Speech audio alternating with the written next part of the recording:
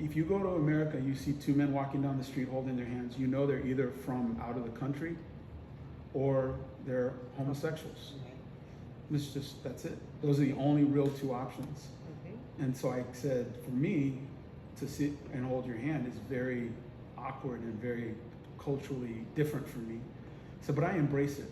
I embrace your culture.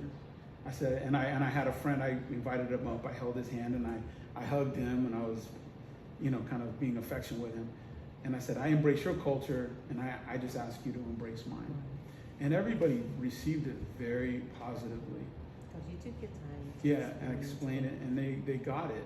And everybody came up afterwards and says, thank you, you know. And because they've learned something. yeah, we had a cultural exchange.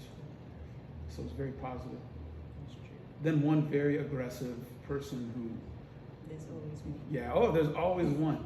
So the one who was so adamant about it, so determined to take me down, he says, so and so in the Bible it says men's hair is not supposed to be braided and women's hair this, that, and the other. And he's quoting verses. I said, tell me what Jesus had to say about braided hair.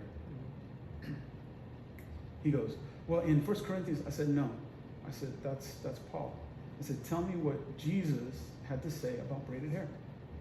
He says, I don't know. Well, you know, you're the teacher. I said, he said nothing about it. He said nothing, which means it's not a priority.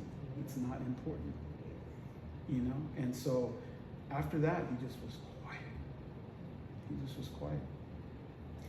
And it helped because there's a young man in the church he's the pastor's son, and he wears braided hair.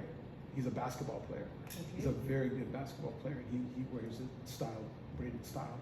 And people in the church are always giving him a hard time about it. Okay. And so I was able to help him, you know, to show him that, but he's very confident. He still wears it. Right. He doesn't back down to people's emotional problems, you know. Because that's a big problem. It is a problem. Nothing to do. No. Mm-mm. But I'm older, you know, and I've been through enough to know that people want to push you around and they'll go away eventually. They will. They get bored. They will.